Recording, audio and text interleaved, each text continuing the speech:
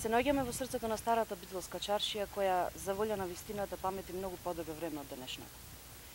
Она што некогаш беше надалеку прочуен центар на трговијата и на еснафот, она што некогаш не ги полнеше душите со добра музика и звуци од старите занаети, денес е оставена на милост и немилост на мајката природа, на нечие промашено домашно воспитување, а најмногу на немањето слух за подобрување на состојбата од страна на се уште актуелната локална власт во заминување. Битолската чаршија е денес полупразна. Дуќаните после повеќе кратните удари, како не стимулирање на малото стопанство, како изумирањето на старите занаети, се доведени до состојба која не само што не е пријатна за око, туку ја загрозува и безбедноста на сите кои живеат во оваа чаршија и на сите случајни минувачи и посетители.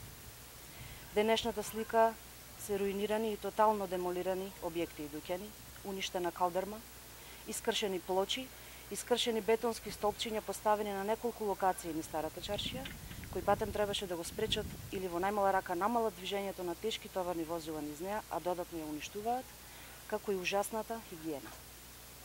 Ако ова представува слика на актуелната власт за нивната грижа и љубов за Битол и битолчани, со над 20 милиони евра годишен буџет на располагање, тогаш јас би сакала да им порачам да не се грижат до толку и да не се грижат повеќе.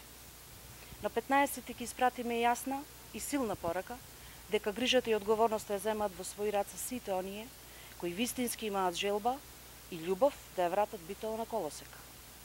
Коалицијата предводена од Социјалдемократскиот сојуз на Македонија професионално, посветено и упорно ќе работи на ревитализација, реанимација и реновирање на оваа чаршија, како и на враќање на низините културно-уметнички вредности и афирмација на истите. Да го вратиме духот на старата битолска чаршија со љубов.